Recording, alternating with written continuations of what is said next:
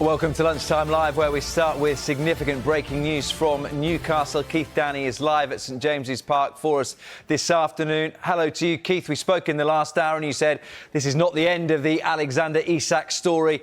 You were true to your word. What have you got for us? Yeah, we've been saying for some time really now, since the weekend when Alexander Isak was left out of the squad to play Celtic, that Isak has been affected by the speculation surrounding him. In fact, Eddie Howe insinuated that afterwards and said that was the reason why he was sent home back here to Newcastle and wasn't sat on the bench or involved at all against Celtic. What I can tell you now is that Isak has informed the club that he wants to explore his options in this transfer window, of course, with interest in him.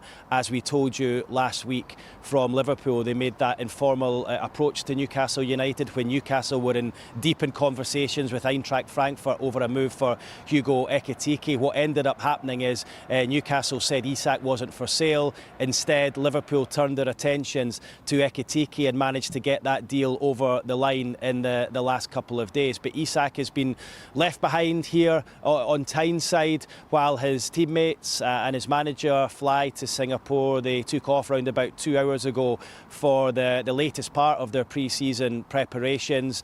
Singapore first, then on to South Korea. They play 3 matches in 12 days. The official line from the club is that he's back here and he's recovering from a minor thigh injury, and the feeling was that he shouldn't be on a long-haul flight. But what we can tell you is that he has asked the club that he would like to explore his options this transfer window with, of course, that interest from Liverpool. So, look, again, I'll say it, Rob, it's not the last we'll hear of this. I would imagine I'll be talking about this for the next couple of weeks as we move towards the end of the transfer window. Newcastle insist Isak isn't for sale. He has 3 years left on his contract, so they're in a strong position in terms of the player's value. They value him at what would be a Premier League record of £150 million. You've touched on it a little bit there, Keith. The club's stance is that if they were ever to let him go, it would cost a huge amount to prize him away from Newcastle. It's been a difficult couple of windows, you would say, for the club, in the fact they've not been able to bring in as many as they'd like. They would be desperate to avoid losing their top scorer from last season now. Yeah, look, Newcastle wanted to use this window to build. They wanted to bring in 4 players, a goalkeeper, they wanted to bring in a central defender, a right winger, and another forward. So they've managed to bring in Anthony Elanga for 52 plus £3 million. They wanted to bring in a second striker to come in and compete with Alexander Isak. I told you a moment ago, of course, about their talks with Eintracht Frankfurt over Hugo Ekitike. Liverpool hijacked that deal, and they still retain an interest in Isak as well. It's not what the Newcastle United supporters want to hear ahead of a Champions League season, where of course they're going to be battling on the front of the Champions League and the Premier League as well. They want to hold on to their best players. This is the last thing that they wanted to hear, that Alexander Isak's head essentially has been turned going into the new season. I spoke to Eddie Howe after the match against Celtic on Saturday, where he said, look, part of the reason he wasn't there was because he was nursing an injury. They were managing his minutes, but also part of that was just to try and clear his head and take him away from being sat in the stand and watching on with all that speculation circling over him. This is what Eddie Howe had to say at the weekend.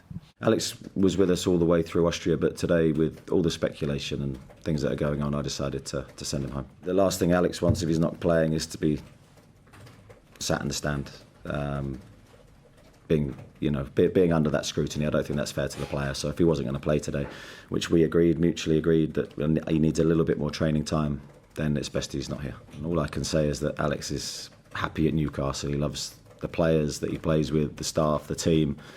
I've never had any issue with him, other than really enjoying seeing his talent and seeing him express himself. And certainly, I'm confident that he's going to be here at the start of the season. I have conversations with, I'd say, 100% of the players on their futures. I'm very, very communicative with them. So whether that's at the end of the season, whether that's during pre-season. So yes, I've had discussions with him, but that's not abnormal.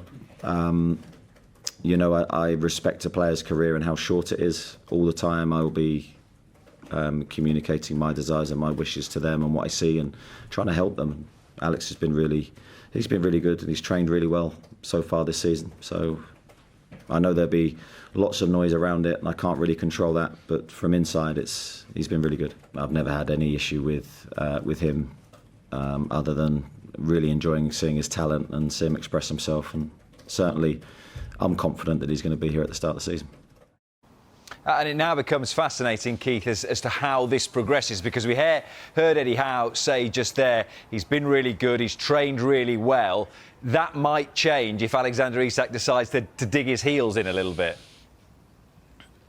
Yeah, well, clearly, Rob, he's unsettled, and I think Eddie Howe is going to have to. I mean, look, we know he's a great man manager. He is going to have to do the best man management job of all time, really, to try and get Isak into a positive frame of mind going into the season. Because reading between the lines, the fact he's asked to explore his options, his head has been turned. Obviously, he's been left back here in Newcastle, one, due to the injury, and two, due to the fact that he has been affected by the interest, the speculation, everything that's going on.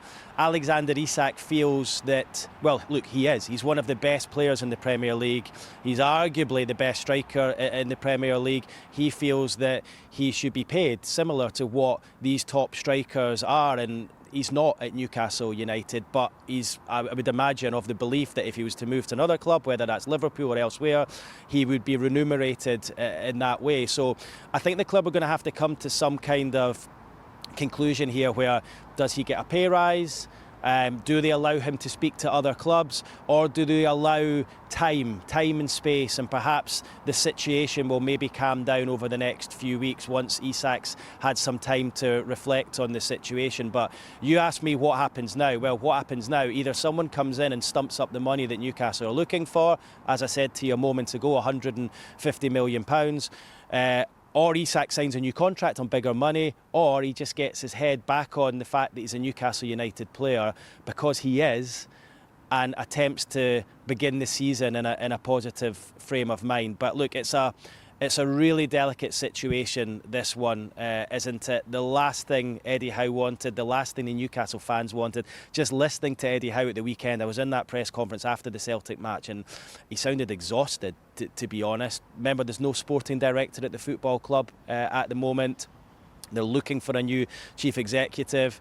Eddie Howe and his nephew Andy Howe, who's high up in the recruitment, have been involved at the front, really, of the whole transfer plan this summer. And Newcastle have been bruised because they've tried for Liam Delap, been unable to get him. They've tried for João Pedro, been unable to get him. They've tried for Dean Howson, been unable to get him. That's just three. There's been a number of players that they've got quite far down the line with, thought they've had a chance of getting them, only to be left disappointed. And then their crown jewel, Alexander Isak, is now saying he wants to explore his options this summer. So it could not have gone any worse for them. Far from ideal that Isak has been left home here at Newcastle, but maybe this will just give him and the club the time and space away from each other to come to some kind of mutual understanding that if a club doesn't come in and offer the money that Newcastle United are looking for, Isak has to get his head down and concentrate on starting the season. A very, very important season with Newcastle United. But look, it's a developing story, this one, Rob. As I said to you a moment ago, it's got legs. I would imagine we'll be speaking about this one for the remainder of the transfer window. It will be intriguing to see if Alexander Isak is a Newcastle United player or not come the end of August. Liverpool retain an interest in him.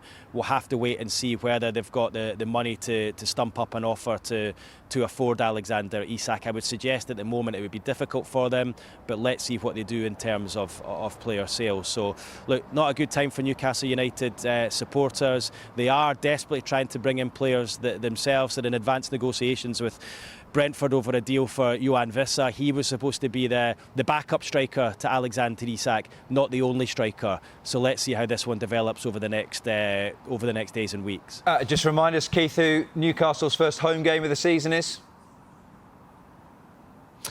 Do you know, I've got so much in my mind, I can't even think, but I've had a moment to think there, and you're right. It's Liverpool at home. I think it's Monday Night Football, isn't it? I was actually thinking of their first match, which of course is away to Aston Villa, but yeah, I mean, that's going to be some evening, that, isn't it? Whichever side Alexander Isak is playing for. I knew you'd get it there eventually. Keith, thank you very much for the moment.